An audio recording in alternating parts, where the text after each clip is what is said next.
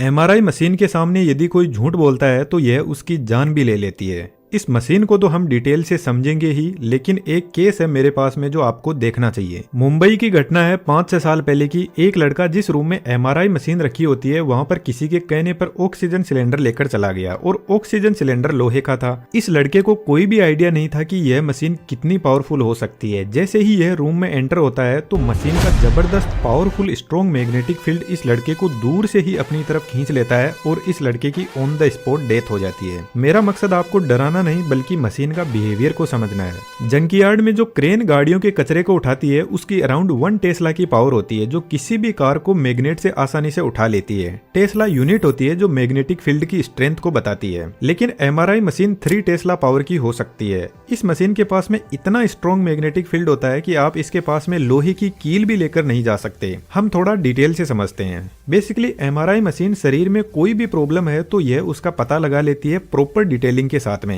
तो specially brain की scanning के लिए इसका यूज होता है। एमआरआई की फुल फॉर्म वीडियो को पूरा देखने के बाद में अपने दिमाग से कमेंट बॉक्स में आपको लिखनी है। मशीन के बीच में आपको एक बोर दिखाई दे रहा है, इसी के अंदर पेशेंट के हेड को रखा जाता है और चारों तरफ यह एक रिंग दिखाई दे रही है। इसी का पूरा खेल है।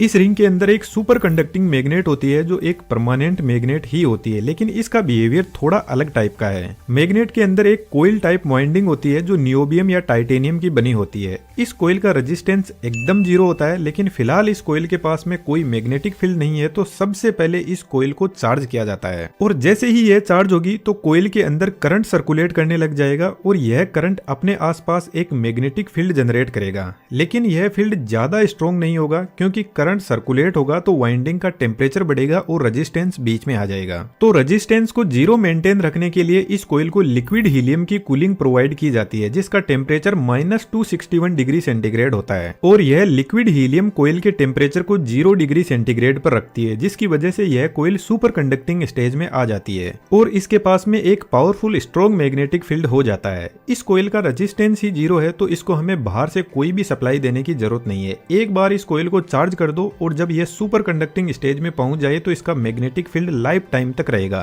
क्योंकि रेजिस्टेंस ही पावर को लॉस करता है और यहाँ पे रेजिस्टेंस ही 0 है और इसके बाद में मैग्नेट को पैक कर दिया जाता है। हमारी बॉडी में 60% पानी होता है और पानी में हाइड्रोजन एटम होते हैं और यदि हम जिंदा है तो इन हाइड्रोजन एटम के पास में आपको पता है कुछ ना कुछ एनर्जी भी होगी, लेकिन यह अपनी मर्जी के मालिक होते हैं और रेंडमली अपनी एनर्जी रिलीज करते रहते हैं। जब एटम स्ट्रॉन्ग मैग्नेटिक फील्ड में आएंगे तो यह मैग्नेटिक फील्ड इन सभी एटम्स को एक लाइन में सेट कर देगा और बढ़िया से अलाइन कर देगा। यह जो मैग्नेट होती है ना, इसका मैग्नेटिक फील्ड होमोजीनियस होता है, जिसका मतलब है मैग्नेट का फील्ड बॉडी के हर एक एटम पर इक्वल फोर्स लगाता है। तो अभी पूरी बॉडी के एटम्स एकदम अच्छे से मैग्नेटिक फील्ड के साथ में सेट हो गए हैं। अब आता है मशीन का दूसरा पार्ट जिसका नाम है रेडियो फ्रीक्वेंसी कोइल। जब ब्रेन की स्कैनिंग होती है तो हमारे ब्रेन के एकदम पास में कुछ इस टाइप का कंपोनेंट सेट किया जाता है जिसको रेडियो फ्रीक्वेंसी कोइल बोलते हैं। अब थोड़ा सा अपना फोकस बढ़ाएंगे। यह कोइल क्या करती है कि ब्रेन के अंदर रेडियो फ्रीक्वेंसी सिग्नल भेजती है, लेकिन लगातार नहीं भेजती है। एक बार पल्स भेजती है फिर वापस इसको बंद कर दिया जाता है।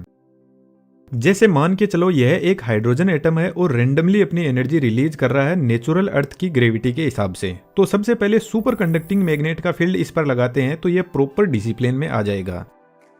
अब इस एटम पर रेडियो फ्रीक्वेंसी की पल्स डालते हैं 90 डिग्री वाली और यह पल्स क्या करेगी, इस हाइड्रोजन एटम को 90 डिग्री पर रोटेट करवा देगी और इतना होते ही रेडियो फ्रीक्वेंसी को बंद कर देते हैं। अब यह हाइड्रोजन एटम वापस जो सुपर कंडक्टिंग मैग्नेट का फील्ड है उसके साथ में अलाइन होने की कोशिश करेगा और जब यह वापस अपनी पोजीशन पर आने लगेगा तो कुछ ना कुछ एनर्जी जो रेडियो फ्रीक्वेंसी कोइल ने दी थी उसको वापस रिलीज करेगा।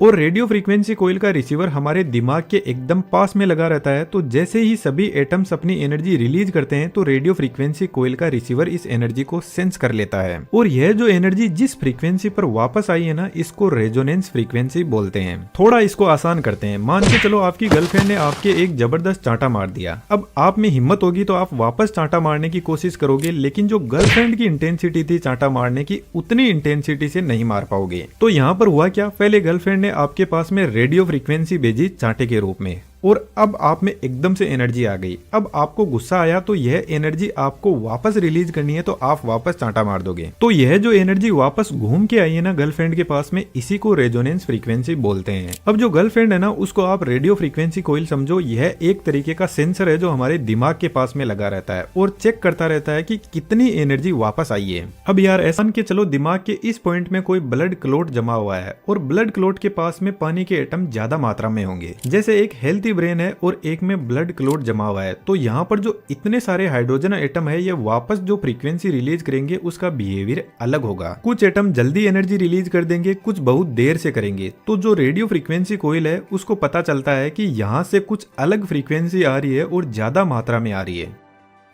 रेडियो फ्रीक्वेंसी कोइल में बेसिकली इंडक्टर और कैपेसिटर होते हैं जो वापस मिल रही फ्रीक्वेंसी से चार्ज और डिस्चार्ज होकर एक ग्राफ बनाते रहते हैं। लेकिन अभी भी डॉक्टर को यह पता नहीं चलेगा कि प्रॉब्लम है कहां पर। बस इतना पता चलता है कि एक प्रॉब्लम फाइंड आउट हुई है, क्योंकि हमें एग्जैक्ट इमेज बनानी है ताकि जिस भी पॉइंट पर प्रॉब्लम है उसको ट्रीट किया जा सके। क्योंकि अभी तक मशीन को खुद को नहीं पता है कि यह प्रॉब्लम जो फाइंड आउट हुई है यह ब्रेन के कौन से हिस्से में है, क्योंकि कोई मेजरमेंट के लिए कोई रेफरेंस तो होना ही चाहिए ना।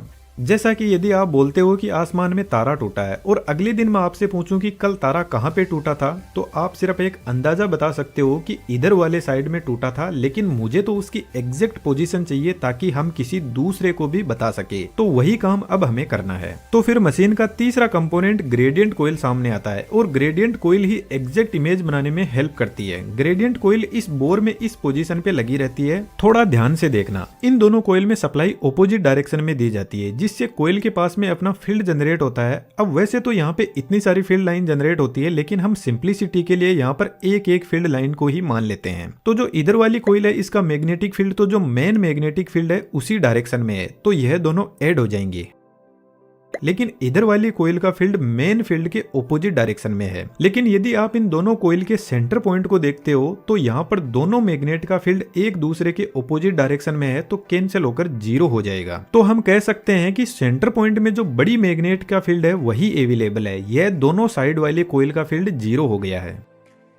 हम मान लेते हैं सेंटर पॉइंट पर बड़ी मैग्नेट का जो फील्ड है उसकी स्ट्रेंथ 1 टेस्ला की है। अब इस सेंटर पॉइंट से जैसे जैसे हम इधर जाएंगे तो यह फील्ड बढ़ता जाएगा 1.1 टेस्ला, 1.2 टेस्ला, 1.3 टेस्ला, क्योंकि इधर वाली ग्रेडियंट कोइल और मेन फील्ड जुड़ रहे हैं और इसके ऑपोजिट साइड में ठीक ऐसे ही फील्ड कम हो रहा है। अब यह जो हमें एक लाइन मिली है यह जेड एक्सिस की लाइन है और जैसे इस पॉइंट पर कोई प्रॉब्लम है तो मशीन को पता लगेगा कि जेड एक्सिस में 1.2 टेस्ला का जहां पर मैग्नेटिक फील्ड है वहां से फ्रीक्वेंसी कुछ अलग टाइप की आ रही है। इसी तरीके से यहाँ पे एक्स एक्सिस और वाई एक्सिस के लिए भी ऐसी कोइल लगी रहती है।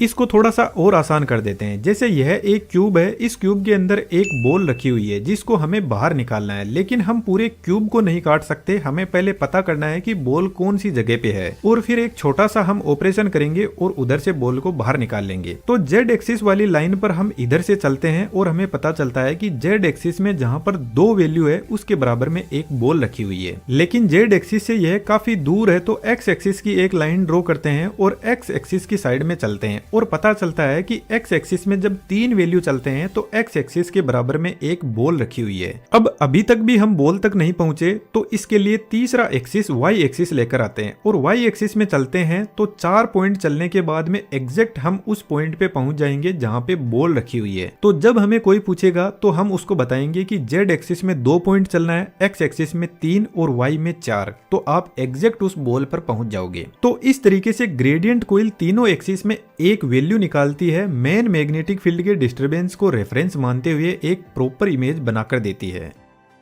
एमआरआई जब किसी पेशेंट की होती है तो 30 से 40 मिनट लग सकते हैं, क्योंकि रेडियो फ्रीक्वेंसी मल्टीपल टाइम भेजी जाती है एक एग्जैक्ट इमेज बनाने के लिए। इस मशीन के जितने एक्सरे के साइड इफेक्ट होते हैं वैसे तो इसके कोई भी साइड इफेक्ट नहीं है, लेकिन यदि आपके कोई पास्ट में सर्जरी हुई है और आपकी बॉडी में कोई लोहे का पार्ट डाल दिया है तो आपको डॉक्टर को पहले से ही बता देना है, कुछ भी नहीं छुपाना है। अदरवाइज जब मशीन के पास में जाओगे तो मशीन आपकी बॉडी को फाड़ के लोहे का टुकड़ा बाहर निकाल लेगी। तो जो आपसे डॉक्टर पूछते हैं सब कुछ सच सच बता देना है। जनरली एमआरआई बॉडी के मसल्स पार्ट में बेहतर तरीके से काम करती है जहां पे वाटर कंटेंट ज्यादा अवेलेबल रहता है। हम और भी ऐसे ही बेहतरीन वीडियोस पे काम कर रहे हैं जो आपके नॉलेज को बढ़ाने में बहुत हेल्पफुल होंगे, तो आप चैनल को सब्सक्राइब कर सकते हो, वीडियो में